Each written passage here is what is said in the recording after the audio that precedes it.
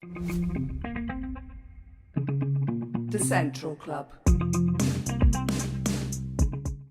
What's going on, people? Welcome to the Central Club. This episode is brought to you by Re-Inspire Printing, Haven Alarms, and Weekend Defender. If you haven't already, make sure you hit that like button, subscribe to the club, and hit the bell button to be notified of future content. Before I start this interview, I just want to say we have finally hit 100,000 subscribers on YouTube. I am absolutely, truly grateful for it. Like, do you know what I mean? I never in a million years thought I'd get any followers. I didn't even think I'd have a YouTube channel. So the fact we've hit 100,000, it's a really good positive for us, and really do appreciate it. We're going to continue to give you quality content, podcasts, vlogs, documentaries. We're going to up it. We're going to up the level a little bit. And our first guest in the studio since hitting 100K, we're doing it in style. A very inspirational guest we have here today. I could label so many things that this person has achieved and what she has done, but I think her name holds weight in itself. And I warmly welcome Miss Sammy Woodhouse. Hello. How are you doing? I'm all right, thank you. How are you? I'm good, thank you. Thanks for coming. Well, thank you for having me. Yeah, I followed you for ages. I think you're a massive inspiration. Thank you. You truly are. Like, and you know, if you live in Great Britain, you know what's going on in the country. You'll speak about it with your friends, your colleagues. But the people I speak about it most with is my family. And even my mother, my father, my partner. When I mentioned I was getting you on the podcast, they were like, wow, that's fantastic. Oh, really? You know, everyone... Because the thing is, right, regardless of the cause or the story of what you've gone through, for people to open up and you know, we don't know what the consequences could be with stuff like this. Do you know what I mean? Yeah. And you look at what's going on in the country right now, the Charlie Kirk stuff, and, you know, you look at the size of you, little old Sammy, like, do you know what I mean? I'm and tiny. yeah, you know, for you to open up and be so honest and open about it, it's fantastic. And you're an inspiration for so many, not just girls, but men as well who need to speak up. Oh, thank you. And well done to you as well, by the way, for all your work that you're doing as well. Yeah, no, I do appreciate it, to be honest. It's not as heavy as your journey, but you know, this ain't a competition at the end of the day. We want to get you on. We want to find out what's going on in your life at the moment. We're living in ridiculous times in this country. Yeah. You've told your story quite a lot of times, and I think it would be good just for some of the guests who might not have heard of Sammy Woodhouse. How did your name come into the public? Well, my name came about, I suppose, in 2013, but it weren't, I suppose, my real name. I was known as Jessica. So what happened was I contacted a journalist called Andrew Norfolk. He's now passed, but he worked at the Times newspaper. And the reason why I contacted him is because he had been covering stories about the grooming gangs. And I suppose I was so desperate for something to happen that I wanted him to publish my story. So what I'd done is I'd got my police files, my social care files, medical records, and tape recordings of police officers. And I gave them to Andrew Norfolk, which he published August 2013. Now, what me and Andrew did, what was different to what he'd previously done, because I weren't the first person to be, trying to expose what happened in Rotherham, but we named some of the people involved. So I named the then Labour councillor and deputy leader of Rotherham Council, Jahangir Akhtar. I named PC Hassan Ali and my rapist, Arshad Hussain. And the story was about a no prosecution deal, which had been made when I was a child. So at this point, I was about 14 or 15 years old. And on one occasion when I'd been abducted by Arshad Hussain, they made a deal with him, which PC Hassan Ali and Jahangir Akhtar was involved in. And they said, if you hand her over at the petrol station, you won't be prosecuted. So he fetched me back. I got in the car and he was allowed to roam free. Now, for people that don't know who Arshad Hussain is, he's now been convicted to 35 years in prison, which at the time was the highest sentence in the UK, for sexual exploitation, for offences that he'd committed towards me and other children in Rotherham. But, to get him in prison, I had to really fight for it. And I had to go public with Andrew Norfolk because I'd been trying to deal with this privately. You know, I went to the police. They weren't interested in dealing with this, which is why I had the tape recordings. So I had to go public to open the criminal investigation, which is now known as Operation Stovewood, and the biggest in our country, well, in our history, actually. But it also commissioned the Alexis J report, which showed that there was a minimum of 1,400 children that were groomed, abused, raped, tortured, trafficked. And it showed that majority of the perpetrators were Pakistani Muslim. You know, most of the victims were white female children, and people covered it up because they didn't want to be called racist or Islamophobic. But at that point, you know, when I was speaking out, you know, I'll be honest, I was really scared. So Andrew named me Jessica, and it wasn't until about 3 years down the line when I, you know, waived my anonymity and people knew me as Sammy Woodhouse. Well, fair play to you for coming out as yourself. Thank you. How old was you when you came and met up with Andrew? I was about 27 years old, and I'll be honest, I was in a very, very bad way mentally. I just tried killing myself. I'd just only come to terms with recognising that I was a victim because I always saw this as he was my boyfriend. You know, I recognised that he was violent towards me. When he was abusing other children, I just saw that as him cheating on me. So it took me a long time to actually recognise that I was a victim. But when I did, it just took me to a very dark place. So yeah, when I was speaking out, I always say, and I don't even know if this is an actual word, but I always say I ungroomed myself in front of the world. And I had no idea when I spoke out for the first time in 2013, what it would actually achieve. I thought I'd be ignored like, you know, the people before me. I imagine living in Rotherham, did it feel like you're in that sort of bubble where I could scream as loud as I want, but people won't hear me because of the community surrounding you or the community you were stuck in? Yeah, but I think for me, when I first spoke out, I was quite fortunate because the first time I ever spoke out, people actually listened. Wow. You know, as I say, the Alexis J report got commissioned, then the Louise Casey did. You know, the criminal investigations opened. So what I kind of realised about myself, and, you know, I never set out to be an activist. I'll be honest, I didn't know anything about politics. I didn't know anything about activism. But I continued to speak out because when it was working and people was listening. And in the beginning, the police were trying to silence me. We got a whole new team in. And I remember this police officer messaging me and he said, keep doing what you're doing, it's working. Because people was coming forward, you know, the victims, and saying, well, you know, I've seen kind of Sammy on social media, on, you know, on the news. Because even though I wasn't publicly known as Sammy, I was so known in the community and I still lived in Rotherham. They knew, yeah. So it was working. And then, you know, and I remember the time when I met David Cameron, who was then, you know, the Prime Minister of the country. I didn't even know he was a Tory MP. I thought he was Labour. You know, that's how clueless I was. But, you know, when you get these, you know, powerful people coming to you and saying, okay, what do we do? You kind of think, okay, maybe I've got something now and I've got this platform. Let me use it for something positive. Yeah, it is fantastic. And that is one of the best examples you could probably find of, you know, someone speaking out and making an impact. Yeah. You were one of, your name rings bells when that, you know, when we talk about stuff like this. When you said you was very young when it happened, so what kind of upbringing did you have? Did you have a supportive family?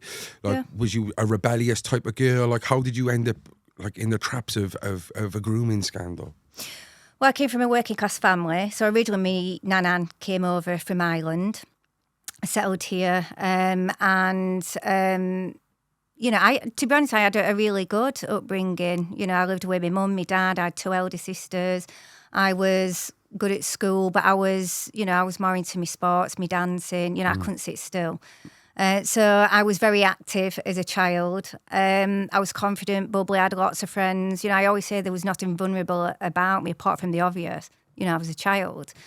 So I think when people look at my story, they think, oh, well, actually, if it could have happened to Sam, it could have happened to anyone. Because when we talk about exploitation, we always think of a child in a care home, no parents around, you know, really, really bad childhood. And that wasn't the case for me. And I suppose I was in the wrong place at the wrong time. So just after my 14th birthday, I was on my local shop with a friend. She was actually already being abused, but we didn't know this at the time.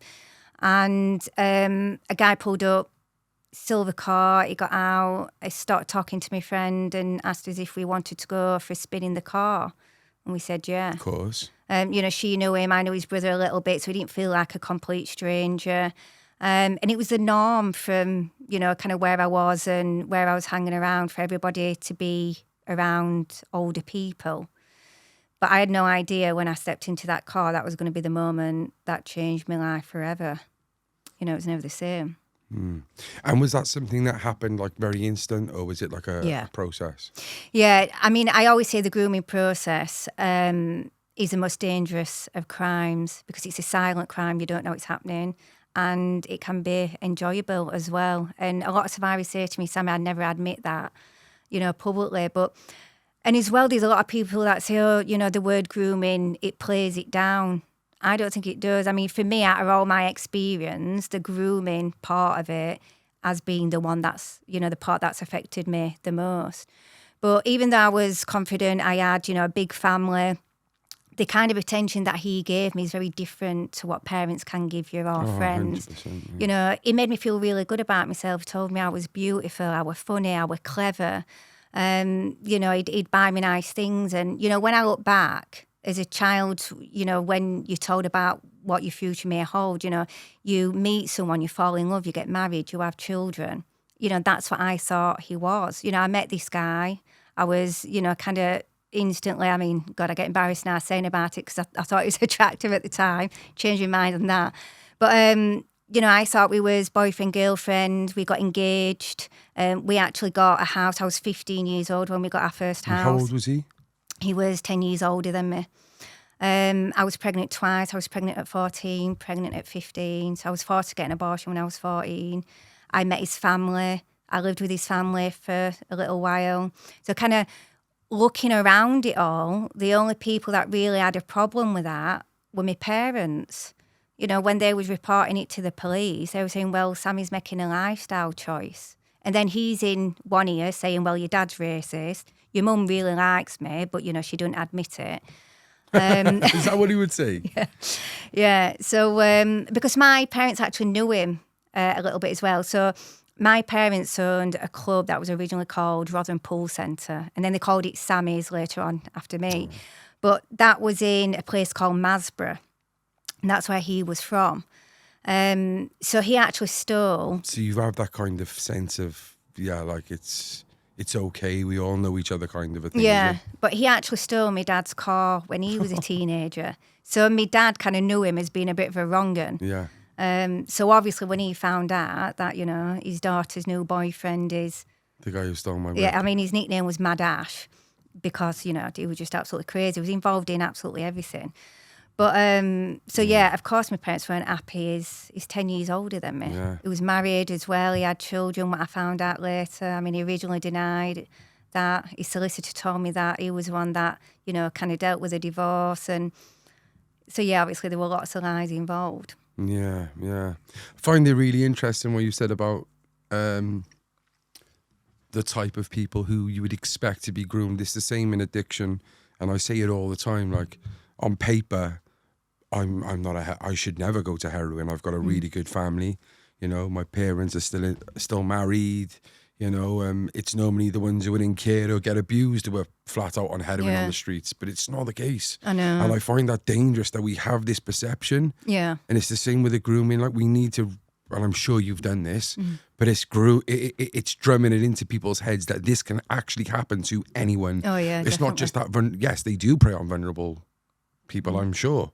But It can happen to anyone. Yeah, I always say no child's off limits. And I mean, growing up, what I got taught a paedophile was, some fat old guy. Greasy guy behind the lappy. Yeah, watching kids in school playground, or they'd pull up in a van, off you some sweets, kidnap you, you never see your mum and dad again. But that didn't happen where we lived. When I met him, we're talking about a 24-year-old guy. He's good looking, really muscly, he's in the gym all the time. He's got a flash car, really well dressed, smells really good. He's got the banter and all of that. He didn't look like a paedophile to me. And, a lot of people as well, when we're talking about victims, I would say, well, you don't look like a victim. I remember a journalist, he came into my house, we were doing an interview, and he looked around my house and he was like, but you don't look like a victim to me. Like, you've got a nice house, you've got a nice car. And, I mean, I've actually had quite a lot of people in the media say to me why, they kind of chose to come to me a lot, because I didn't fit in the box of what a victim should be like. And that could have been calculated in itself. Like, Yeah. They won't look here because she is X, Y, and Z. Yeah. Or, I totally get that. Strange. And so you went public with it with Andrew. I've heard his name quite a lot recently. Obviously, I've seen Piers Morgan mention it a lot, because obviously when the grooming scandal came back out again, and people are saying, yeah, Tommy's helped, and Piers clearly dislikes Tommy. Yeah. So he always resorts back to Andrew's case with you, doesn't he? Yeah. I mean, Piers has always been supportive of me. I did an exposure again with Andrew Norfolk back in 2018 because Rotherham Council, even though my rapist was in prison for 35 years, they contacted him in prison and invited him into court proceedings where he could then apply for contact or custody with my son. So you have a son with him? Yes. So, okay. So I was made pregnant twice when I was a child. Once when I was 14 and I was forced to have an abortion. And then I got pregnant again when I was 15, gave birth to my son just after 16th Apologies. birthday. When you said you were given abortion, I thought you gave 2 abortions. No, just the one. So my son is now 24 years old. But so they invited him in, and that for me was just mind-blowing. You've got, he was actually described and had the highest sentence in our history for these offences, and he's allowed to apply for contact or custody of a child that were born from that rape. And what I realised very quickly through my activism, this was happening to women all over the country, and children born from rape, which I don't like to call it that, but they've got no legal rights. There was no support in place. No professionals were being trained. So, when professionals was working, it's for them, innit? So when professionals were working with me and my son, they didn't have a clue how to deal with any of this. We didn't know legal rights. I didn't know that my rapist could come and apply for contact or custody. But when I released the court documents, I actually could have been sent to prison because you're not allowed to do that. But I knew that I had to expose this. And when I did, I went on GMB, which Piers Morgan was on then. And he was going absolutely crazy, and he was throwing the papers in the air, at Rotherham Council and stuff. So that's kind of how Piers came to know about me, I think. But yeah, I'm very well aware, about he done like Tommy. Do you know what the thing is as well? And it happens every time, we have a bit of momentum about, the child rape. Everybody starts arguing about who exposed what, who did what. And at the end of the day, if we go right back to the 1960s, it was actually the Sikh community that first started talking about this. But every single person down the line that I spoke at, including Tommy, and all these other people, myself, Andrew Norfolk, we've all done something, good to help this. And I'll be honest, there's, kind of some activists that I don't like and, I don't get on with. But what I also find is people trying to rewrite history based on politics and because you don't like a person. Is wrong. Yeah, it is. Now, you might not like Tommy or his politics. However, he was for a very long time talking about this issue and raising awareness. Now, did he expose Rotherham? No, he didn't. But that doesn't mean... You couldn't carry the baton. And that he's not done a good thing. Now, there was a lot of people that wouldn't have known about what's been happening if it weren't for Tommy. And just like, there would have been a lot of people that didn't know about it just, if I wouldn't have spoke out. So, my point is we've all kind of played a role in it. Yeah. But yeah, I think there's too much competing and changing things. And how does it make you feel when this is the noise, like when this grooming scandal came back out again more recently and your name's just being chucked about? Like, does it affect you, or is it, no, I've made this decision, I'm out here doing this myself? So yeah, I'm kind of used to it now. But what was really kind of annoying and what gets annoying is, again, when everyone's, kind of doing it as a competition and saying, oh, well, I've done this and I've done that. When you see people kind of like sat there taking credit for things that you've done, and I'm like, well, hang on a minute, if it's something kind of like really serious, like something I risk going to prison for, or something, that somebody wanted to kill me for, it gets really frustrating with that. But yeah, you kind of have to get used to it. You can tell the line. You can tell the difference between, like you said, something life-threatening, something you've really put your neck on the line to do. Yeah.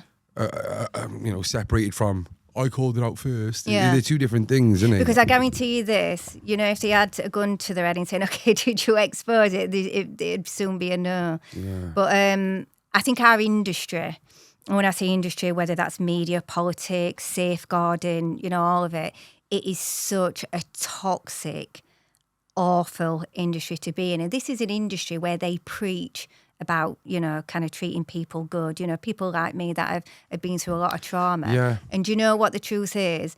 They exploit us the most. I agree. Yeah. I agree. And I think we're going to have like a real good conversation on this, because although our paths are totally different, our stories are totally different, I do feel like we've both been affected by the same kind of, you could say, climate, like the politics and everything that goes on now. We've both been affected by it, when really and truly we should be celebrated. Yeah. We should be used as the example, and we should be rolled out in every school, college, wherever you are. Like, you shouldn't be getting silence now for it. And I think it's a really bad, it's toxic, because what it's doing is it's going to scare others not to open up about it. Like, it's... And maybe that's why they do it. I mean, I think now when... I never thought of it like that. Yeah. When you come to the whole freedom of speech thing, I think we're kind of worse now than what we was, back, I don't know, 13 years when I was exposing it. Yeah, we are. I mean, all the way through, I've always, had people saying, oh, you're racist or Islamophobic. But now, I think it's a lot worse now. How can you be Islamophobic when you was like literally in love with someone? You literally loved the guy. Like, you thought, you said you was groomed like you loved him. Yeah. How are you Islamophobic? I know. Like, and do you know what the funny thing is? When we're to talk about abuse, right? And I've covered and worked with all communities. Whether it be the Muslim community, the Sikhs, kind of everyone. I don't care what race or religion you are. If you are raping kids, it's wrong. But when we talk about, let's say, for example, a white offender, we're allowed to talk about a white offender. We don't get called racist, or, people don't jump up and say, oh, you can't talk about a white offender because you're going to tarnish all white people. We can have an open conversation about that. The same with... We can't with Pakistani community, or, if it's about Muslims or Islam. We should be able to have open and honest conversations. And this is why we're in the mess that we was. People covered it up. And it goes all the way up to the Home Office. It weren't just police and social care. My own case proves the Home Office knew. And they was more bothered about, kind of being called racist or Islamophobic. So, now, when we're talking about it and they say, oh, well, you're racist, why aren't you telling the perpetrators that they were racist when they was targeting, all these because we weren't Muslim? And I'm not saying that Muslim children weren't targeted, because I know they were. But nobody calls that out. Nobody sees this as, kind of a hate crime or anything like that. I mean, if you look at, the trial when he got sentenced to 35 years, there was nothing to do with race that was fetched into it for the sentencing, with the criminal exploitation. So even though I'm here with a criminal record because of things he coerced and forced me to do, he weren't even going to get investigated in that. So I got told, because there were so many offences for the sexual exploitation, they didn't even need to cover the criminal exploitation. And I like, I don't know for certain, but would I be right in saying he probably used you for certain things because you was a white girl as well, like? Yeah, I mean, if you look at the criminal exploitation side of it, it's good to use children because, they become less suspect, don't they? So we're the ones now stuck with the criminal records, which I'm still trying to fight, which is, Sammy's law, so I'm asking. What charges were they? You allowed to say, or? Yeah, no, so I've had a solicitor look into all my stuff. So what's now left on mine is ABH. So I got into a fight with a girl at school. We've both testified in court, so we know it's to do with exploitation. And I had the decision this year, actually a few months ago, because I tried to appeal it and they've said no. So there's nothing I can do about that.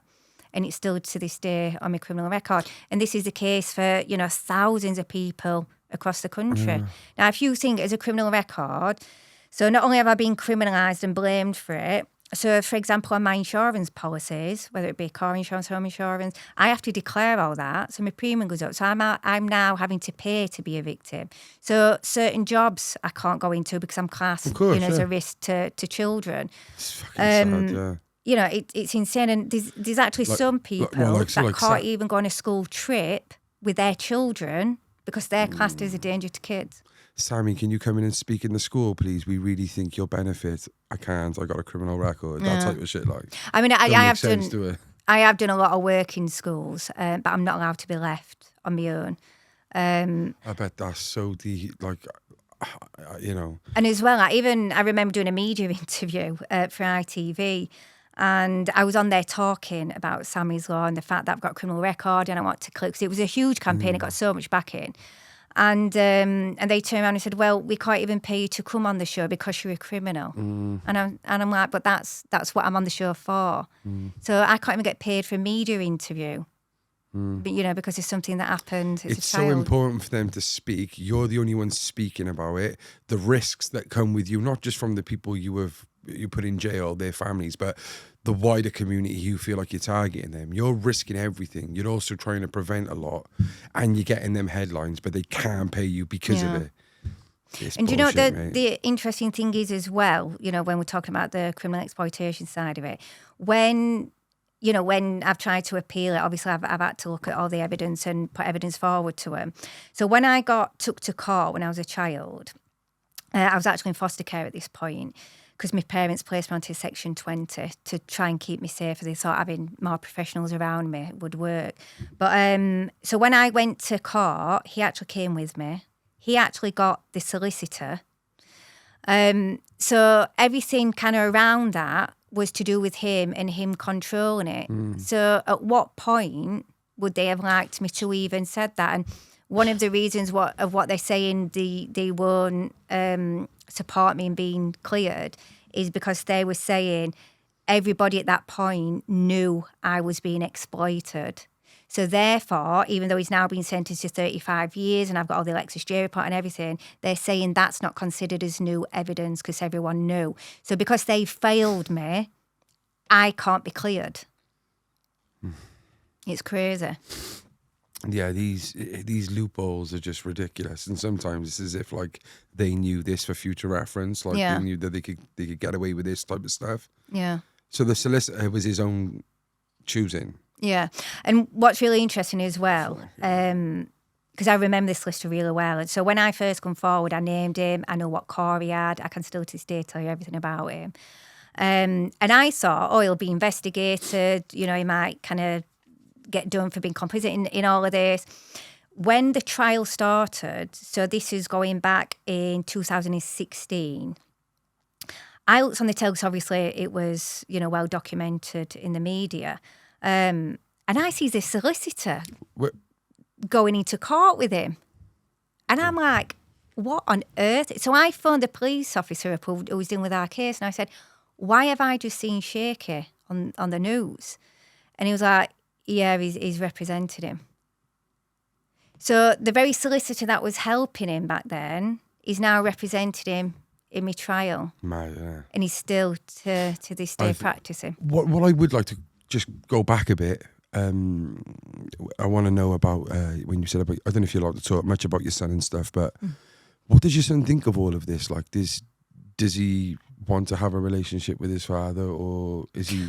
What do you think of the grooming thing as a whole, anyway? To begin with, it was so difficult for him, and he was about 12 when all this started to come to light.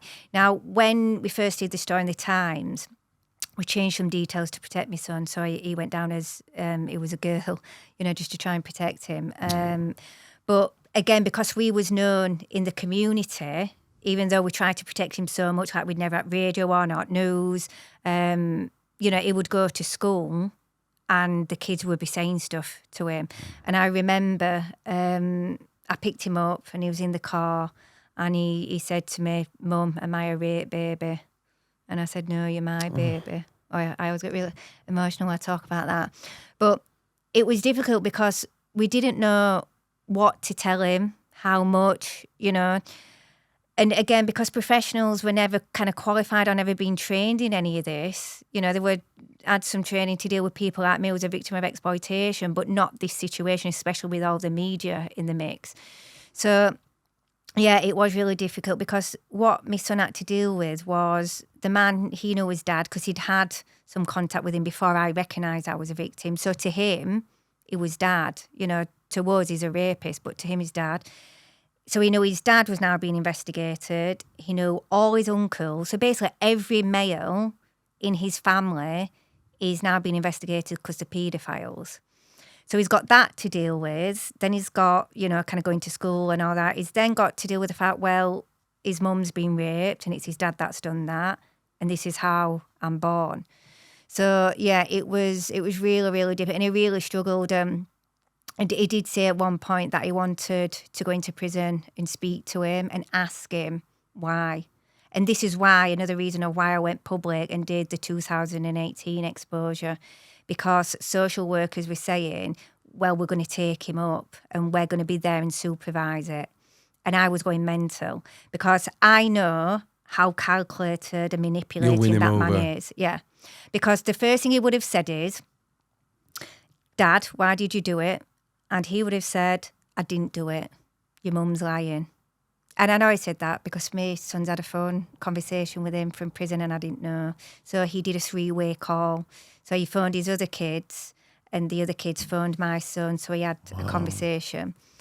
And then, what I have to then deal with is my son kicking off and he's now got a choice to make between his mum and his dad. And his dad's the one that's saying, well, your mum's lying because she just wants money and all of this. So, I had my son smashing me house up. It was hell. I'll be honest, it was absolute hell. But now he's kind of in a situation where he recognises, kind of what's happened and stuff. And he's always said, I'm not going to get involved in it. Is he religious himself, like, or my son? No.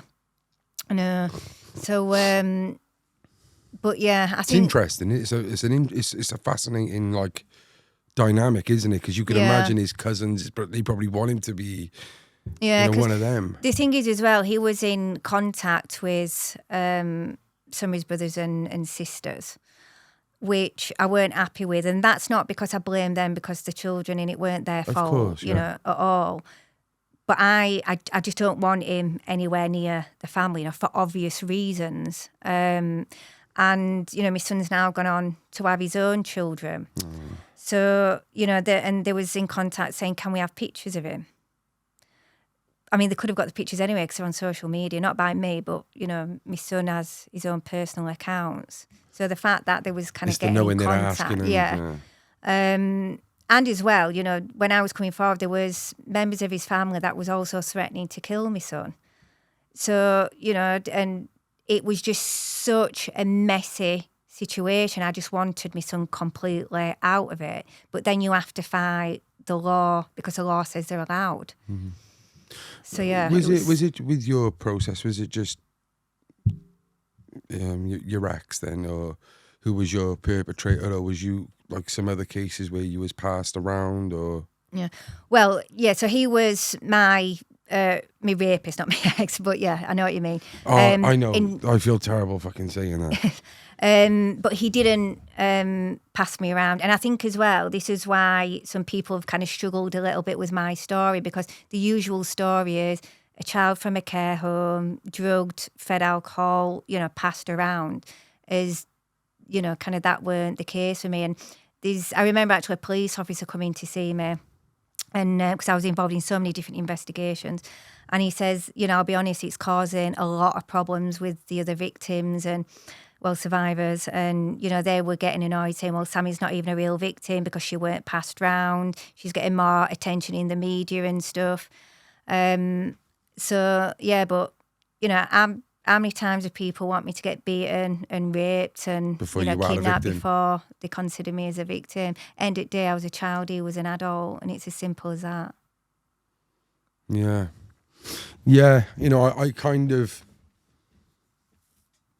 I can see where they are trying to come from. These are the victims who probably were passed around, and you've seen some of the cases that Tommy's exposed in other places, and you're like, fucking hell, this is horrendous. It is. But you're still a victim. You are still a victim. When I came forward, I kind of prepared myself, for the rapist and doing all that, kind of intimidation towards me and all that backlash.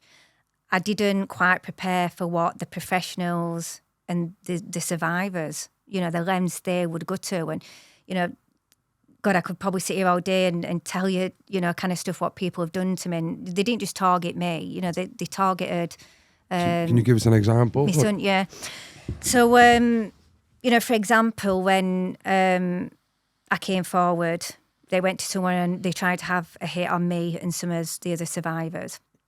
That person won't get involved. There was a lot of media attention, and I always say that the media kind of protected me and kept me safe because it was such a big story. People felt a bit nervous by it. But, there were people protesting against me. They were sending survivors to my house. So I had to move house. The stalking and the harassment Sending survivors to your house? Yeah, so they sent a survivor to my house and she was recording me. Now, I was actually trying to help her because I knew she was a victim from when I was a child. I named a lot of victims. So I was trying to help her. And what she was doing is getting information from me and the police, etc., and passing it back. So she was still actively being... Yeah. So, I mean, in the end, we found out about it and the police went and spoke to her and she ended up testifying against them in the end. But, so yeah, I had to move house. But, just the stalking towards me, my kids, my family, they put my full address online with pictures, and that was a survivor and a professional. And I've got video footage of that. They've threatened to attack me in front of my kids and everything. God, it was just relentless, but it was just constant all the time. They were giving my information to perpetrators as well. Passing information on about what car I had, my registration plate, what I was wearing, what school my kids went to. I mean, my son had to have an alarm that went directly, to the police. I can't even tell you how many times they've tried having me arrested. I honestly can't tell you how many. It's that many. I feel like for a decade I was just placed under investigation because every time, somebody made an allegation, the police had to investigate it. They didn't have a choice. And because it was such high profile and, some of these activists and professionals in Rotherham was also high profile. If the police didn't investigate it, they were then saying, oh, well, they're working for Sammy. So there was even a legal investigation done by Rotherham Council into who my youngest son's father were because they were accusing somebody in the council of passing me information. There was something like over 40 grand of taxpayers' money spent on that. Because they were just trying to kind of come at me from every angle of being investigated. They tried to sue me. That were Jane Senior. She was an ex-Labour politician. She's also known as one of the Rotherham whistleblowers. I thought she was one of the good guys in the beginning. I supported her, publicly promoted her as well. And she tried to sue you for what? Well, myself and other survivors, we did an exposure on her, which started an investigation. And the complaints got upheld. We had to fight for it because, she was known as the hero of this story, and everyone was really scared of her. But, you know, we went on, we exposed her, and she just tried to make my life so difficult. Yeah, she was one of the main people that kept trying to have me arrested. Even when my book came out, she went to the media, tried to do fake stories, yeah. So I've got all the emails to kind of prove that. She tried to sue me. Her own solicitor admitted to my solicitor that she's got no evidence against me. She's, you know, just trying to intimidate me. So it was just relentless what felt from everyone. Wow. What's the politician called, the one who's in for Labour now, who's the Brummie with a short bob? What's her name? Do you know the girl I'm on about? Oh, Jess Phillips. Is it Jess Phillips? Yeah, she's the Minister, Jess Phillips, yeah. So it's just, she like a Jess Phillips in a way, like then. What do you think of that Jess Phillips? Because some of the statements she's made, and obviously she was the one who refused for the national inquiry. Am I right there? Yeah. I've actually worked quite a lot with Jess. I thought she was one of the decent ones. And, you know, her and other Labour politicians were saying, you know, when we get in power, we're going to bring all your work in and all of this. They actually asked me if I would endorse them, you know, at the election, which I considered, but I decided not to do, thank God. Don't think I you know, would have lived that down. Do you think if you did endorse them, they would have brought you in? Yeah, I think it would have been very, very different if I would have endorsed them. But the Tories... So you almost regret not endorsing in a way then? Oh, no. Best thing I ever did was not endorsing them. So I was asked by Labour, I was asked by Tory. Well, let's be real. Endorse them or not, they should still do the work that, you know, they should still invite you in if they know it's good work. I mean, you know, the chances are... No, but the fact that they haven't brought you in because you haven't endorsed just speaks volumes of... Yeah, I think as well with me, it was multiple things. So I think even if they do bring some of the work in that I've done, you know, they might still bring it in, they just won't name me and give me credit for it. And that's something else as well that I've seen quite often. You know, I might have achieved something, but they won't give me credit, they'll give somebody else credit. It's very political. It's fucking a joke, isn't it? Let's be real. It's awful industry, awful. But yeah, so when Labour and the Tories asked me to endorse them and I said no, I very publicly voted reform. And it's the first time I've ever voted because I've never been political. I've always said I work with any party for my cause and I still would. So, yeah, I got a lot of stick for voting reform. Why did you vote reform? Because I think Labour and Tory are completely useless. Obviously, I had a lot of evidence against Labour politicians. Well, they're the ones who have let you down. Yeah, but the truth is, so have the right as well. I think the left and the right has. I mean, we've had Tories in power for, you know, many years. Well, They've when done a David terrible Cameron job. came to you and said, "What can we do?" and you find out that the Home Office had involvement in, like, it's almost a kick in the teeth of like, are you taking the piss? I know, and when people say now, "Oh, we didn't know." They did know because I was in contact with politicians for 13 years telling them, and not just me, but other ones were, they knew. You know, obviously they're kind of talking a little bit more now about it, but they've got no choice because of Elon Musk. But yeah, so going back to when I, you know, kind of voted for reform as well, but then I also started working with Tommy Robinson. And then I covered the riots, which started in Haw Hills and, of course, went through to Southport and so on. So it was kind of like I just get blow after blow after blow for people. I remember the time you was working with Tommy, because I remember him saying, like, Sammy's working with us and stuff. What is your opinion on Tommy for the people? I get on really well with Tommy. I mean, I've known him now for, I think, about 2 years. And the reason why I contacted him, because people keep saying, "Oh, Sammy's being groomed by Tommy." I contacted him because, you know, I had someone saying to me, "Sammy, you know, he's doing some really good work. You know, just look at what work he's doing." And I didn't really know much about him, apart from that Newsnight interview I did in 2018. But I started watching some of his podcasts. In fact, I watched yours when he started fighting with a guy. Oh, that wasn't a podcast. That was a shit show. Yeah. No, we did do a good pod. So we actually done one of his first podcasts. James English done one with him quite a long time ago, and he took it down because I think he had a bit of backlash for it. Okay. And then we done a podcast with him, and he actually had the Getter. Yeah. I don't know if you know what Getter was. It was like a form of, it was like a Twitter. Oh, right. It was when he was banned from everything, and he had this red T-shirt on Getter, and he came on our podcast, and we had like a lot of stick for it, but I'm glad I'd done it. Yeah. It was like one of his very first interviews he had done, right? Yeah. And it was that fresh that it kind of didn't get accepted in YouTube algorithm or nothing. Yeah.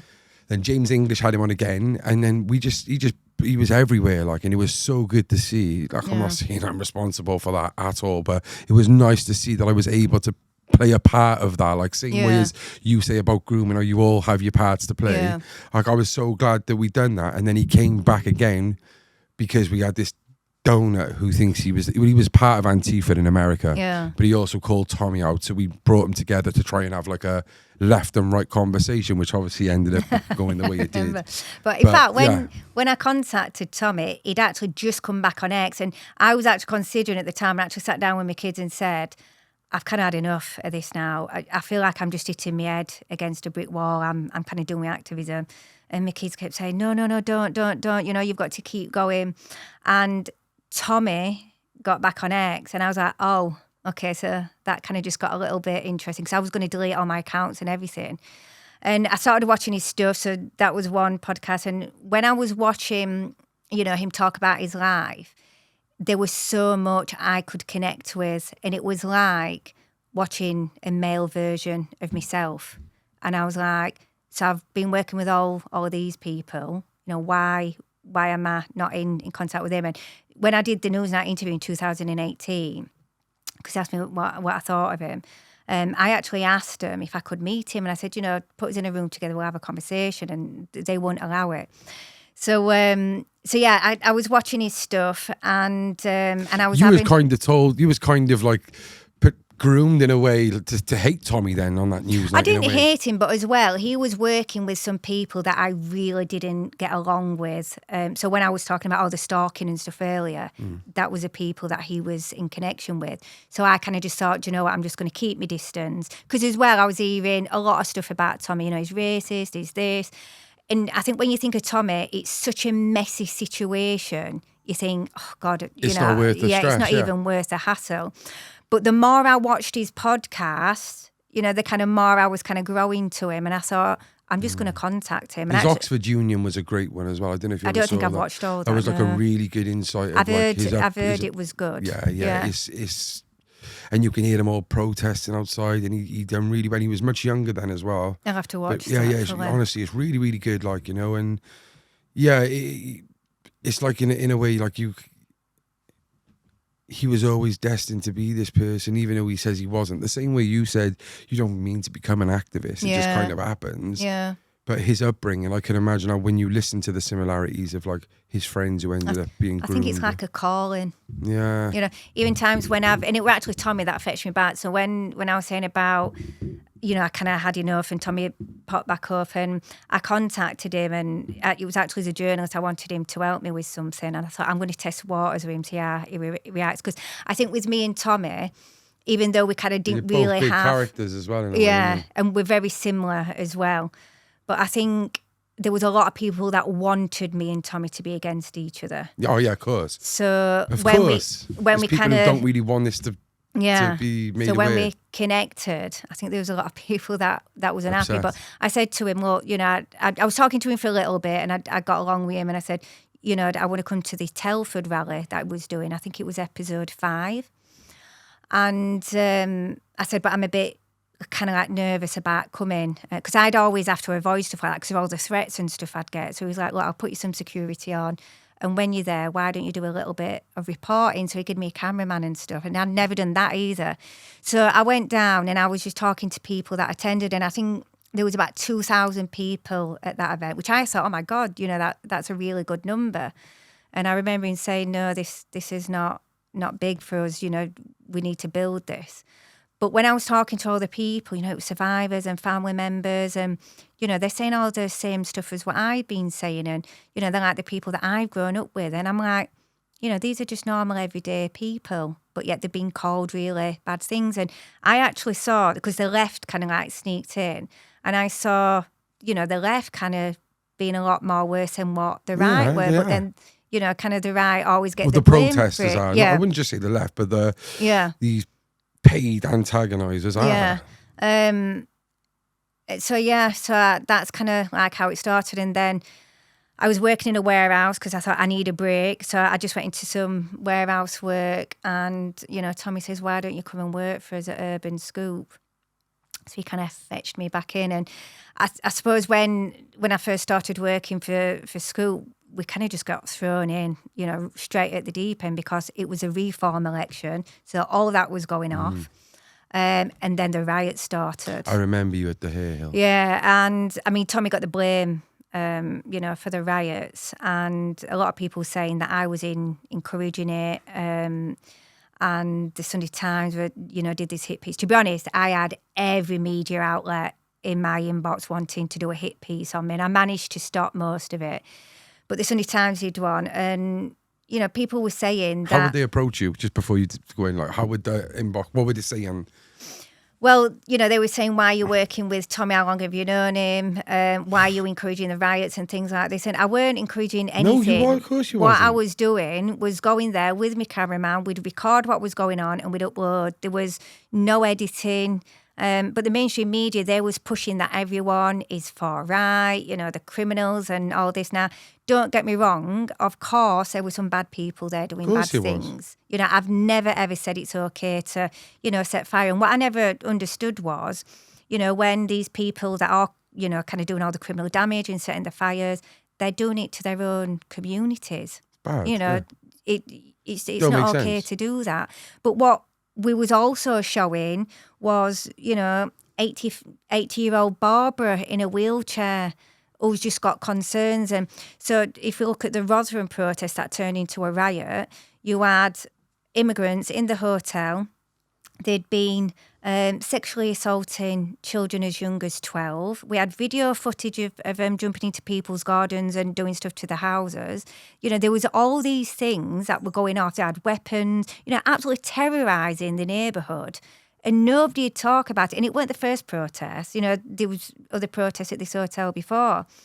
And, you know, the police come, you know, they kettled everybody in, which we've got video footage of. So even people in wheelchairs couldn't get out. And where that hotel was, there was a pub, there was Aldi, you know, it was a community. Yeah, it's like a retail park. So the people that were there weren't even necessarily at the protest. They were just shopping. They were shopping, but everyone got locked in.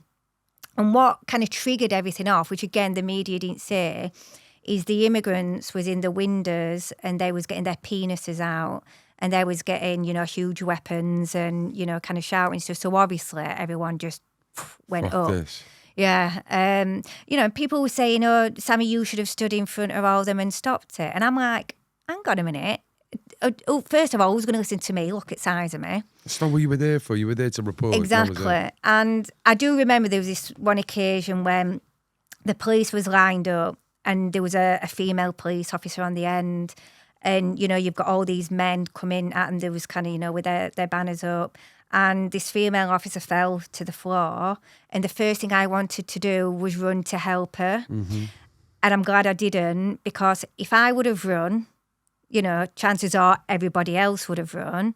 And then I would have been blamed, you know, for kind of starting something. So it was difficult at times for me just to kind of stand back and watch it.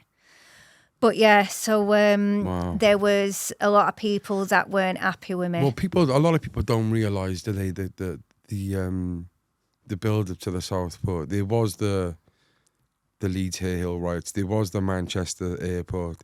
There was a soldier got attacked in Kent, stabbed, and then there was the Southport. Yeah. And none of those didn't, like in the Leeds Hay Hill riots, none of them got arrested. I know, this is what I mean. And again, if you look at It's Har really Hills, sad, like. you have, you know, the Roma community that started all of that.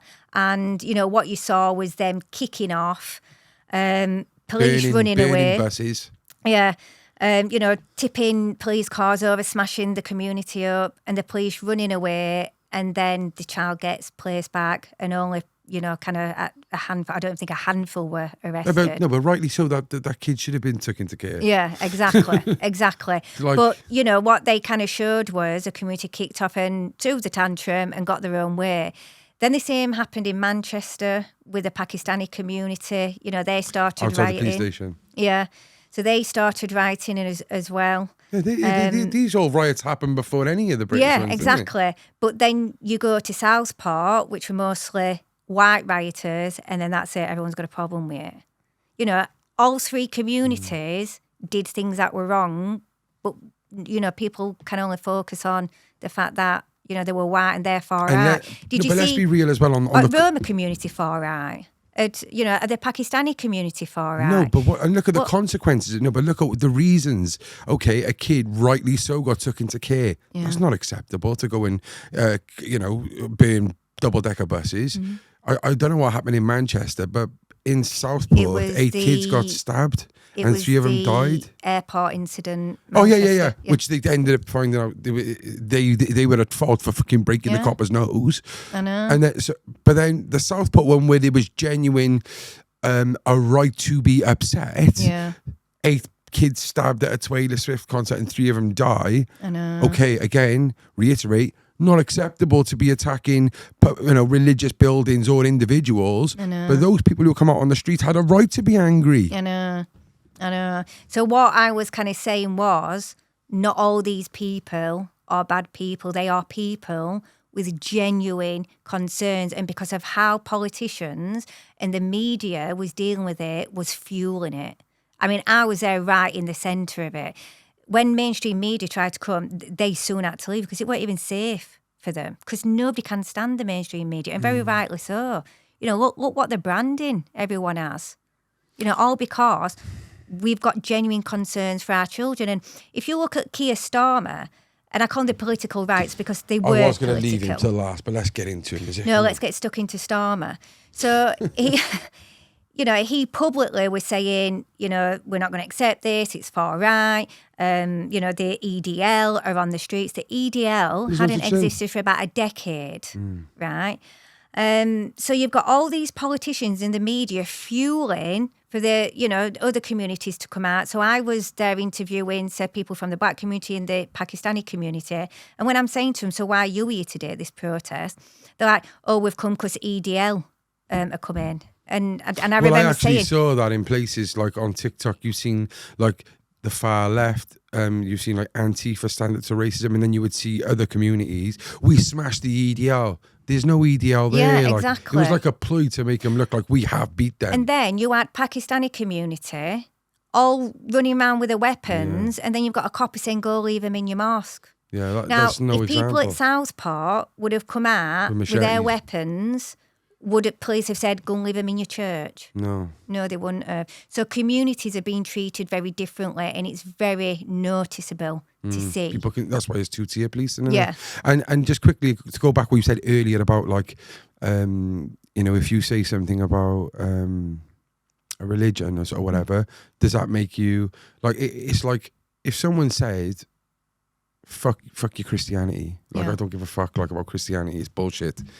You're not going to call that person racist, are you? Exactly. I mean, you know, for religion, it's meant to be all peaceful, isn't it? It's the biggest war in the world. All people ever do is you know, have wars and fights over religion. I personally think religion's got far too much power.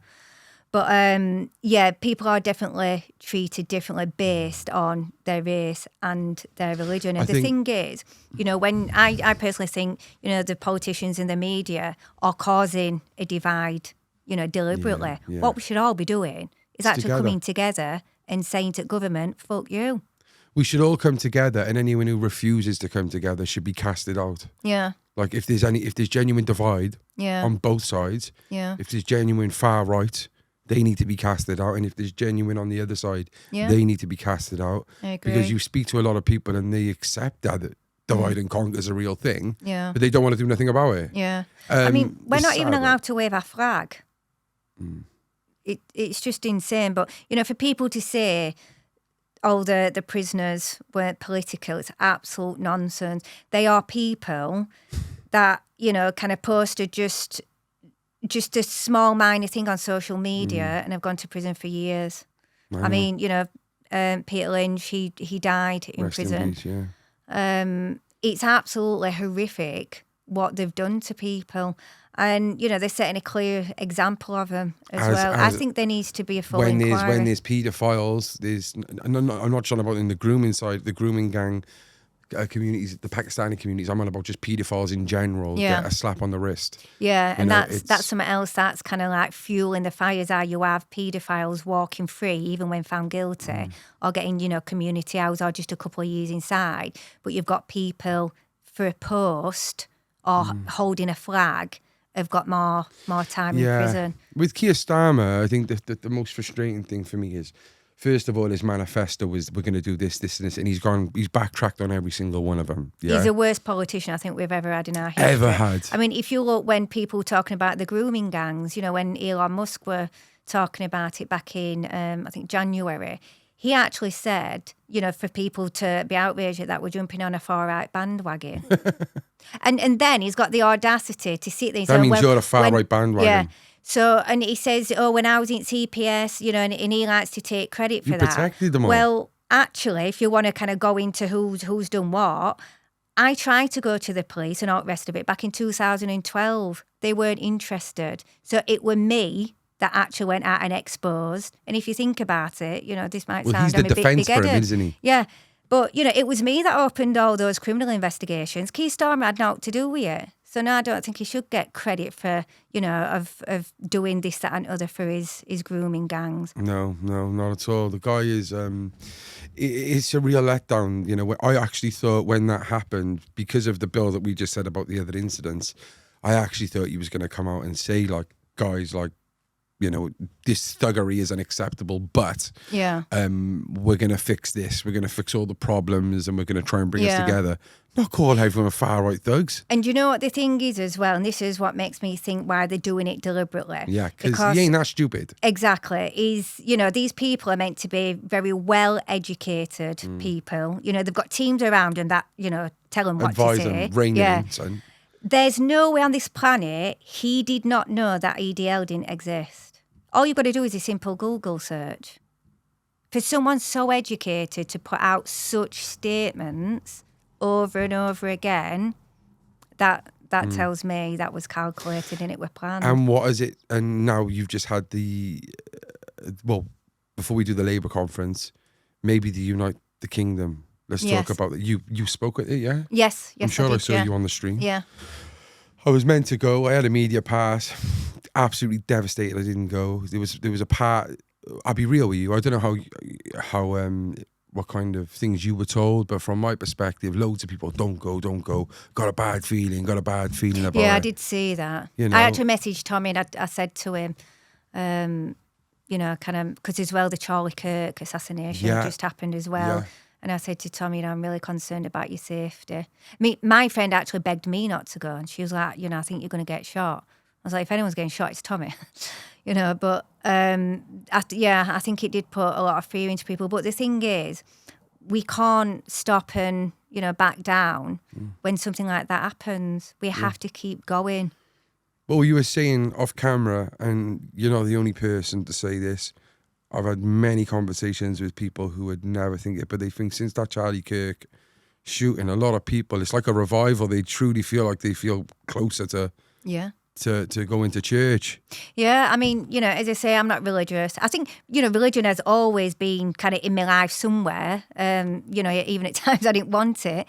But I am spiritual. But when that happened with Charlie, and I'll be honest, I didn't know Charlie. I didn't really know much about him. In fact, I think it was only that week I actually started following him. But I went out and bought my grandson's first Bible when he got killed. And I think it just kind of made you want to be closer to something peaceful. Yeah, it's deep, innit? But straight away, my concern went to Tommy. So, talk us through your experience at the United Kingdom, and maybe for people who have probably still took the mainstream narrative. What was the day like? How many do you think were there? And do you think it was a what kind of vibe was it? Was it a far right vibe? Was it a peaceful vibe? What was it? I thought it was a great day. I've been to lots of, I won't say lots, but I've been going to Tommy's events now for 2 years. And it's always a good atmosphere anyway.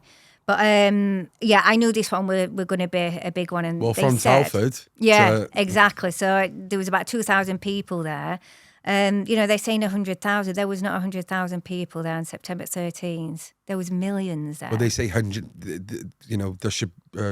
At the Labour conference, is it Shabana Mahmood or whatever the name is? Yeah. She's saying 150,000. That's There the weren't number. 150,000 there. Even because Tommy got a helicopter, just from those images, they weren't. There's 500,000. Yeah, at like least in that shot. it was just insane. We kind of like shut down London. It was great, but the atmosphere was great. I went down. I didn't stay in London. I stayed just outside of London with Tommy and everyone. So we stayed there for the weekend, and it was nice to see everyone. We see each other a few times a year. So no, it was good, and it's all for a good cause. There were some great speakers there, people to come from all over the world. So I spoke, and I spoke just very briefly about myself, but I spoke about Jodie Sheeran. So Jodie Sheeran was also groomed as a child, but in Stoke-on-Trent. She was gang raped. On E, they chucked curry powder on her. Horrific story. She was made pregnant as well, like me. And she tried to prosecute. They charged a man. And just before the trial, it all collapsed. And very sadly, she turned to drink. Obviously, she found it really difficult to cope and she died. So her family are now fighting for justice. But what has come to light is the CPS have now said, well, police didn't put some evidence forward. They never took the DNA from her son, Jaden. So what we're hoping to do is a victimless prosecution based on Jaden's DNA. And, when I've been looking at all these cases from children born from rape, the police are refusing to take the DNA, and they actually originally refused to take my son's DNA. We're talking about Why? evidence. Well, this is my question. Why? This is evidence where you can prosecute, and you wouldn't even need the victim. So if you look at my case and Jodie's case, it would show that I was a child, there was an adult. Just from the age of your son. Exactly. But yeah, so we're trying to bring attention to her story. Backward thing ever. Again, her mum, Ange. I mean, they're an incredible family. But yeah, like obviously we were talking about just the fact that the police are so backwards, they won't take these result tests and stuff. Yeah. But you was on stage speaking about Jodie Sheeran. Yeah. Yeah, so I wanted to highlight Jodie's story because her mum, she contacted me because nobody in the mainstream media would touch the story. So I first went out and interviewed her when I worked with Tommy at Urban Scoop, and I think it was about a 25-minute interview, and I remember going away and saying to the guy that runs Scoop, I said, this is a documentary, like we need to turn this into a documentary. There's so much about this story. But then I left Urban Scoop and I took the documentary to 2C TV. So we have done Jodie's story at 2C TV. So is there any reason why you left Scoop? Was it, or was it like... Well, Tommy got sent to prison. True. And that was a big one. Yes. And Amit Singh grabbed the reins. But... So, yeah, and obviously Urban Scoop is, it runs through donations. So I suppose I was given an ultimatum. Yeah. You kind of go out there and ask people for money for the projects, or, we just can't. So what did you do, operate. propose it with 2C and he said yeah, or what, like what? Yeah, so I said to Scoop, I don't feel comfortable asking people for money. That's one thing I hate to do. That's okay. But, so yeah, I left and I took it to 2C instead. Is it out or? Yes. Yeah. It is? Oh, I'll have to watch that. I think just the remark of the curry powder bit, I think the media would go nowhere near that. Yeah. Wouldn't they? Yeah. I mean, it's a heartbreaking story. I mean, I interviewed her son, her mum, dad, 2 sisters and brother, and I cried throughout every interview. It was definitely the hardest piece of work that I've done, and I'm still in contact with the family now. So how many years ago did this happen? So she's just a bit younger than me. So I do apologise, I can't remember the exact year when it started with her. It's But terrible. the documentary that came out, this year. Sad. Very, very sad indeed. So And do you know what's even worse is the fact that no professional gets held to account. I mean, if you look at the case that got published Yeah, yesterday they don't, for do they? Rochdale, there was reports that a social worker said about a child at 10 years old was prostituting themselves, and over 200 men she was trafficked to. Isn't it funny how social workers have so much power to ruin your life, but they're untouchable when it comes to the effect of others? I've got evidence in my own case of them completely fabricating stories, and luckily I had the evidence to prove it. But there's so much corruption going on. And I'm not saying for one second that all social workers and police officers are bad, because I've worked with them. So It's the same with everything, though, isn't it? It's the same with everything, Yeah. Sam. Like, not all protesters are bad. Yeah, exactly. You know, it's just, And it's like politics. I'm not all fully left, I'm not fully right. Yeah. There's bits that there's wrong in everything. Like, it's common sense. But there is a lot of rotten wood. Yeah, there is. And you know, are you surprised? Because nobody gets held to account. So if no one's ever getting punished for something, it's just going to keep Well, on a happening. culture then Yeah. brews. Yeah.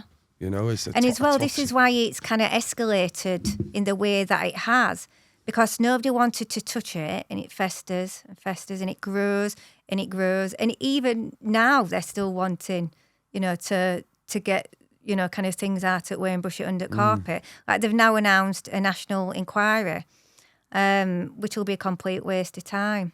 I mean, I want the inquiry to go ahead, but I want it to be done properly, and I don't think it will. Well, you're interested to see what their outcome's going to be, ain't you? Yeah, Like, you know? and as well, they're going to announce the findings just before the next election, so that'll be interesting. Great. I think they might have to publish a little bit of summer. But what I want to see, because I think we kind of know now, you know, what's been happening. I want to see the names. I want, you know, people held to account, and that's what we never get. Obviously, we've just had the Labour conference and another double down by Keir Starmer. He is now, you know, after calling everyone far right, he's now basically making out that everyone who attended the Unite the Kingdom march are just, it's not patriotism, it's divide, it's hate. How does that make you feel knowing you spoke at that event? He's an idiot. He's just an absolute idiot. I don't pay any attention to what that man says in any way, shape or form. He's the worst politician we've ever had. He has no idea what's going off in his country, or with, you know, with people with situations. He thinks by just branding everyone far right, you know, it's kind of just going to make it all okay. It's not. We don't care if you label us far right. We honestly don't care. We're past that point. The people that are going to change this country, and, you know, the people that take the country back, are going to be us, the people. You know, it's going to be ones that don't really care what they're called. Yeah. What he says or does is not going to stop me in any way, shape or form. But things have been put in your way, haven't they? There has been things that, like, you've lost work and stuff from. Can you go into any of the stuff that, like opportunities? Because there'll be an interview going out soon that I've done myself on a podcast where it's happened to me, and you, all I've done is actually so it's like interviewing you now, or interviewing Tommy. That's all I've done, you know. But I've lost big bits of work because of it. Yeah. You've actually shared your experiences, right? Rightly so. You've been so brave to do that, and it's like you've been prosecuted for it. Yeah, I think because like when I said to you earlier about when I'd had enough of everything, so I was walking away. From everything, because I just had enough. I just thought, this is so toxic. It's all about, politics. And I felt like I was just hitting my head against a brick wall. But obviously, right from the very beginning, people were trying to get rid of me and cancel me, because obviously, Rotherham was known for the Pakistani Muslim gangs. But it does just seem to be that, you kind of can't talk about certain things, and you have to toe the line in order to get work, and that's something I really struggle with. Wave a flag and... Yeah. So, I mean, when I started working with Tommy, I was surprised that I kind of was surviving, for a little bit. But I think with me, and I actually said this to Tommy, because he said, you know you're going to get totally cancelled. And I said, it's going to be really interesting to see how the government react to me, because of all the policy and the law change and, everything that I've Well, yeah, done in my you've been activism. So it'd be a big test for them. well, it's a massive contradiction, isn't it? Yeah. Like they're using your policies.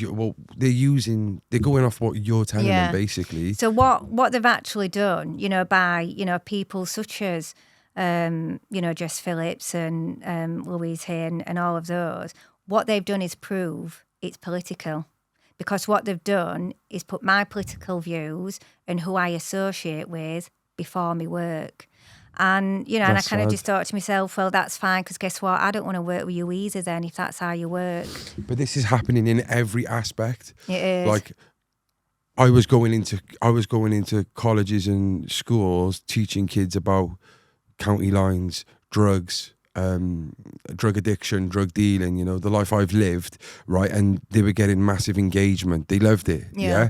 But the fact that even though, they were getting that much engagement from them and we were definitely preventing and educating, it didn't mean fuck all if I believed in this way or if that was my political viewpoints. Yeah. So they were more concerned on the politics rather than making a difference with those youngsters. So how many youngsters in all different fields, whether it's grooming, drugs, whatever it is, are not getting that help? Yeah, because everything is politics, and that's what I've learned. Everything is about politics.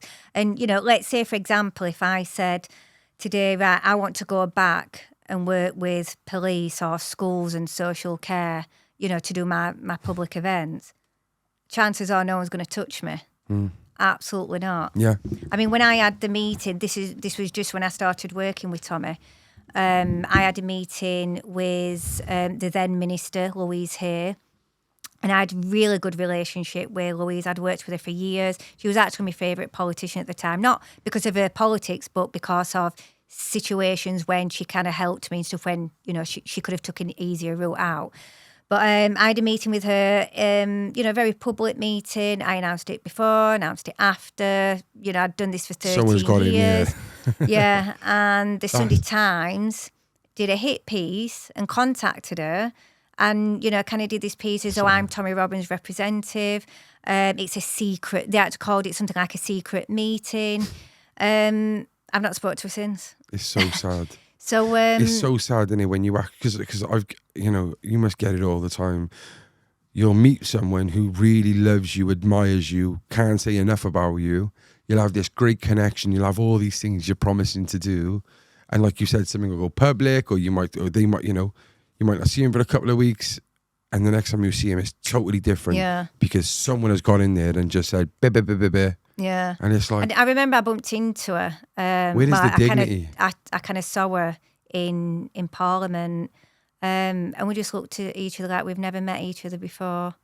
How weird. I know, it was. But I think I needed that. I think I needed that because I'd never been political. I suppose last year, when I started working for Scoop, I had my political awakening. And because I'd never really bothered about politics, I didn't see certain things. And I think I probably learnt more in 2 years than I have my entire activism. So I'm kind of grateful for that. And I think that no matter what situation you're in, even if it's, the worst negative situation ever, something positive will come from it. So, I'm glad that I've seen that side to politics. I needed to see it. What have you got going on right now then, Sam? What's in the pipeline? So, I am leading the rape gang inquiry that was set up by MP Rupert Lowe, and that was funded by the public. So we got about 600 grand to do this inquiry, which will publish a report, with evidence about what's been happening. And I think people wanted that because obviously at that point, Keir Starmer was saying we're not having a national inquiry. They've now said obviously that they're going to do that. So Rupert asked me to lead that.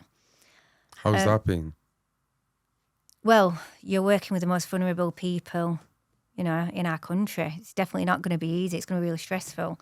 And I'll be honest, the only reason why I agreed to do it is because of Rupert. I really like Rupert as a politician. I think his heart's in the right place. I don't think there's, agenda behind it. And with Rupert, for 13 years of my activism is the only politician that has ever paid me for my work. So all my work that I've done, of changing all these policies, these laws, I've worked for free for 13 years. And I think that kind of speaks something as well. So, yeah, and I do like Rupert. But, yeah, so we have a job to do. We're just going into stage 2.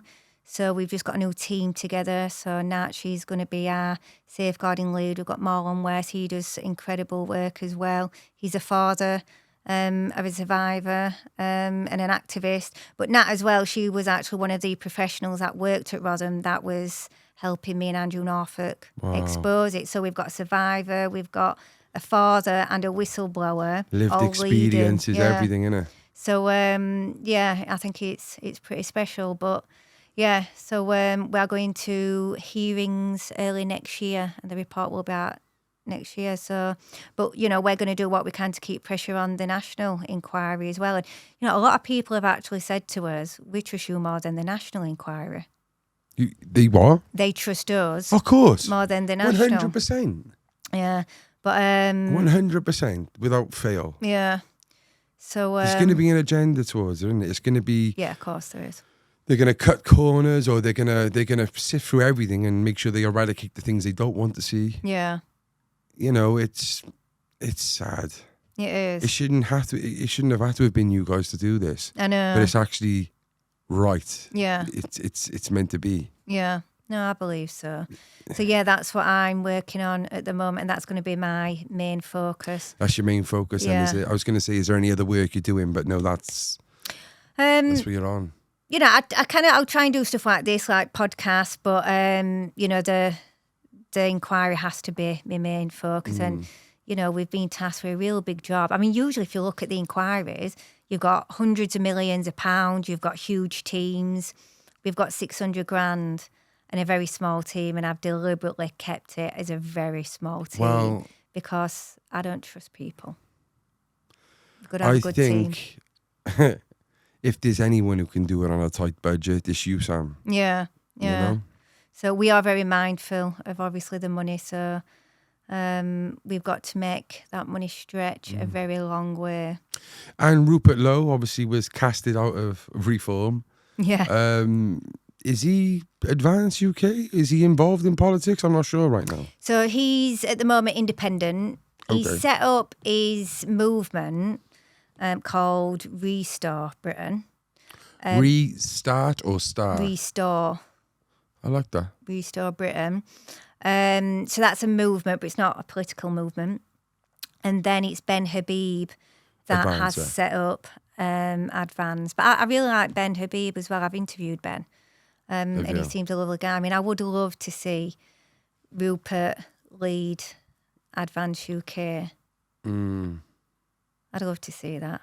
But, I don't know. Yeah. I don't know what path Rupert will go down. But, yeah, I do really like Rupert. I think he says it how it is. He don't beat around. When everyone for a long time wished Tommy and Nigel would click. Yeah. Did you ever want to see that yourself? Or are you glad that didn't happen? No, I'm glad it didn't happen.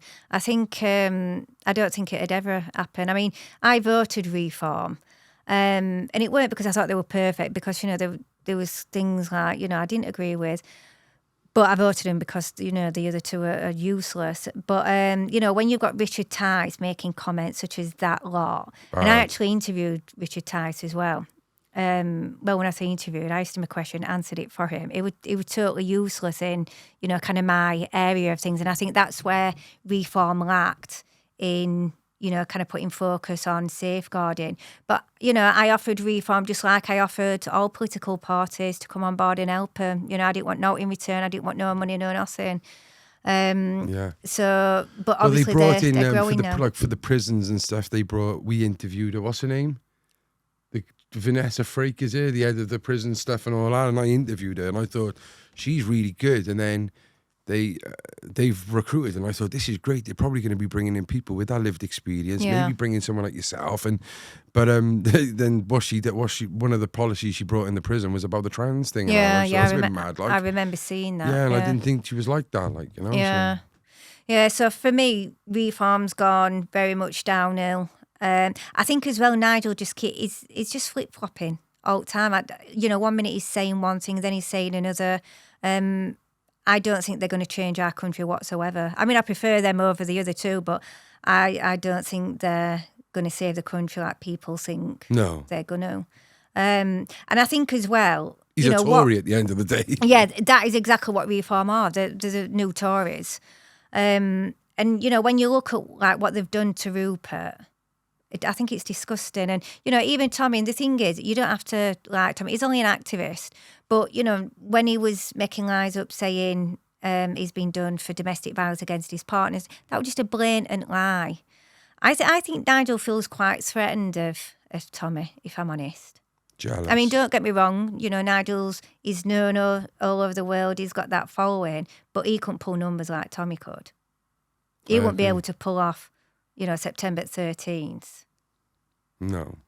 So, the thing is, when he keeps saying, oh, Tommy's a criminal, well, so are members of your own party. I know, innit? Do you know what I mean? It's mad. But that's that Tory mindset. Yeah, and I think see they it look with very like much on down. GB News, which I used to love. You look at like Patrick Christie's now, like they're so out of touch with like to them, I am a criminal because I was a former heroin addict who shoplifted. Yeah. Even though I've got so much experience to like give back and prevent. Yeah, exactly. You're a criminal to them. Yeah. You've got a criminal record. You are a criminal. Yeah, exactly. And it's like that out of touch mindset. Yeah, it just does they my look head in. so down the nose at people like us, And that's what done me people head in. Like, Tommy. it's like some of the things like about the shoplifting epidemic, which I speak about quite a lot, and there's single mums out there because of the cost of living who are struggling to, and they're criminals, and it's like fucking, they're so out of touch. Yeah, they are. And like it's just I mean, mad, if like. you think, right, when, you've got well over 1 million people on September 13th, everybody was absolutely terrified, as politicians, to come anywhere near it. Like, why? It's the people. That's your voters. Yeah. Do you know what? I've actually been thinking recently, should I go into politics? Because I have been asked by different parties. My dad, and I've always just said no. Obviously, I'm considering it. Being here in Wales, it's like we're still part of the political landscape, but it's like our own kind of thing as well. Like, and I have a lot of people say you clean up in your area, but like my family have always been like, Cullen, as soon as you choose a side, you're outcasting everyone else. But you just go in independent, didn't it, or something like? Yeah, I've always said no because I thought, will it kind of clip my wings a bit? Yeah. Because you've kind of got to toe the line to an And extent. I'm one of them who and just like I'm terrible at that. I can't toe line. Yeah, that's why even with like documentaries we do, like the mainstream, I think this is why they're hugely jealous of independent media as well. Yeah. Because the way they have to go about things to get interviews and stuff like that, there's so much red tape and people are hired. We could just go and do it. Me and you could just go and knock on a door now and do it. And they can't do that. And it's like, to them, which in a way I understand, that like they've gone to university, they've done this degree, they've spent loads to become these documentary makers, and me and you have just like because we've lived. Yeah, I think as got well. That thing. That's what some of the journalists were so annoyed at me about when I was covering all the rights, because I had some, kind of privately in my inbox saying, "Oh my God, your work's been amazing. Well done, but please don't tell anyone." And that I've said this. So, kind of our work at school. You've got access. It did rattle some things, and I mean, obviously, I won't kind of like reveal who sources were and stuff, but. We had kind of that direct access that other journalists didn't have when we was covering like all the riots and stuff. Mad, isn't it? Yeah. Yeah, it's amazing, like, and what I want to ask you, for people out there, youngsters, boys, girls, whatever, if they're going through some sort of grooming process, or they might not even know it, to be honest. Like you said, that's the thing, and you might not even know it. Yeah. But do you have a message? Do you have like a go-to line that you say to people who might not identify? I always used to say, you don't just have to survive, you can thrive. But I think for, anyone going through anything, traumatic, especially when I was going through it, I couldn't see the light at the end of that tunnel. I think what people need to do is believe in themselves, because you can achieve anything. And, you really can. Yeah. I don't have a one-liner, I suppose.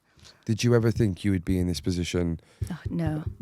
in 2010, let's say? No. I mean, if you look 13 years ago, I was trying to, end my life. So if you would have said to me, down the line you'd change laws and, done all this awareness work around the world, there's no way I would have believed it. But, I always say activism saved my life. And I honestly think without it, I wouldn't be here. I always say being proactive is what gets you through addiction. And that's what activism is, isn't it? You're being proactive. It is. You've got to find that focus. Yeah. And once you find that focus, there'll be no stopping you. And as well, that I think it's quite addictive in being an activist because, you've got that rush where you're going up against the most powerful people, in country, you're doing exposures and things, but you've got all those people saying, because of you, I came forward, or because of you, I went and got therapy. And I remember there was this woman, she was in her early 80s, and she contacted me and she says, I've never told anyone and I've just seen young loose women and I'm going to go get therapy. Wow. Kind of when you hear stuff like that all the time, it changes you because I'd gone from everyone always telling me you're going to end up, nothing in your life, you're going to be a smackhead with loads of kids and nobody will ever know your name, to then achieving all of that. And as well with, so many people against you and you still kind of go out there and achieve it anyway. It's a good feeling to have. Just wanted to mention a quick person we mentioned off camera as well, because we interviewed her last week, Rachel Williams. Oh, I love it. She's another one who's been affected by, just her opinions, regardless of what she got to offer, regardless of what she brings to the table through her adversity. I mean, they Rachel, don't want it because of what she thinks. Yeah, I mean, Rachel, obviously she's got a horrific story, but I met Rachel through her activism and, she was the leading name of domestic violence, in our country. Again, all the policies and the law change, the awareness work, it's just insane that people are kind of cancelling us. It's insane. Do you know what the thing is? People like me and Rachel, we've achieved more than any of those politicians. In fact, most of those politicians put together. Yeah. Because there's not one MP in Parliament that has achieved more than, what me or Rachel has. It makes you think, like, do they really want the change? Because you're making so much difference. Yeah. Is that what they really want? I know. I mean, if you think as well, I mean, me and Rachel have actually spoke about this, about how awful our industry is, especially with the charities. Now, if you think, vulnerable people and when they're going to these charities, if, we're all of a sudden helped and, we're on our way and we're living life, well, then those people are going to be out of jobs, aren't they? We keep the money it's the same with the drug world, isn't it? Ticking.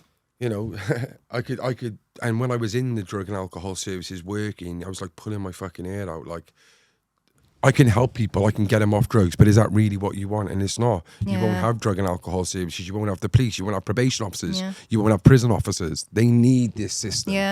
It is a system. But if we can take individuals out of that, we might not be able to change the world. But if we can take individuals, we can try. And and it's the same with our industry as well, with the gatekeeping, with clicky, activists. Innit? It's clicky, innit? Yeah, the amount of money they make from us, from speaking events, book deals, funding, drama, all of it. We're just money, aren't we?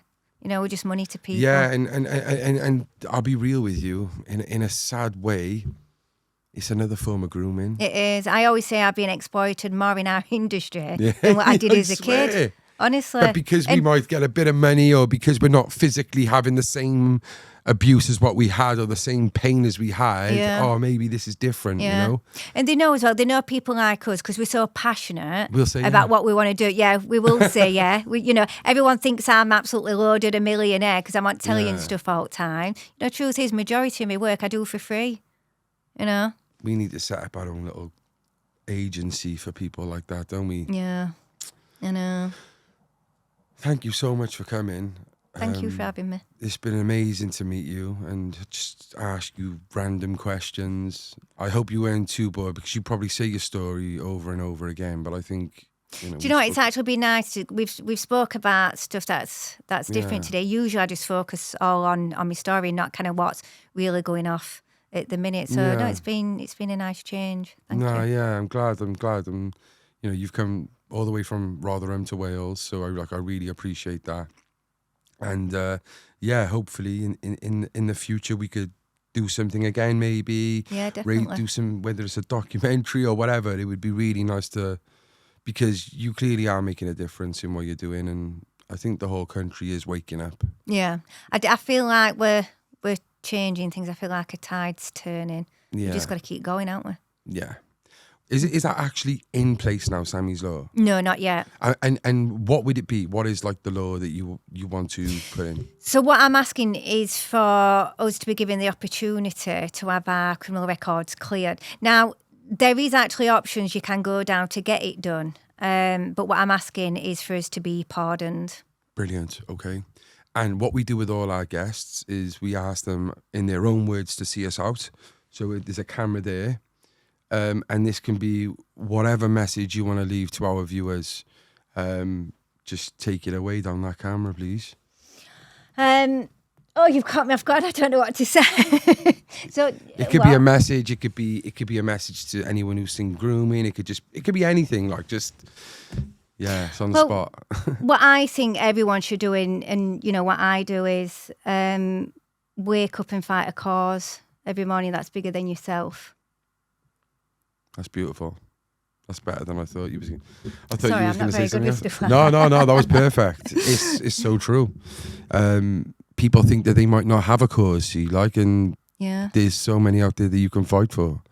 Yeah. So thank you so much, Sammy. Thank you again. I hope you enjoyed this podcast, guys. Please go and follow Sammy on all her social medias. Do you want to just give him a plug quickly, Sam? Yes. Official Sammy UK on X. I've just set up on YouTube, on Facebook, TikTok, and Instagram. I was going to say, you're doing TikTok dances now, aren't you? No, you will never see me dance on TikTok. I don't know how to work it. No.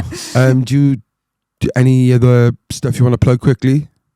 Anything else? Any books or? So I've got my book out, #1 bestseller, and it's called Just a Child. Brilliant. And that's available on Amazon. There we go. Guys, go and show your support. Anyone out there struggling, anyone out there feels like some of this really hit home, go and speak to someone. Reach out to the Central Club. Reach out to your people you trust. And until next time, stay Central. The Central Club.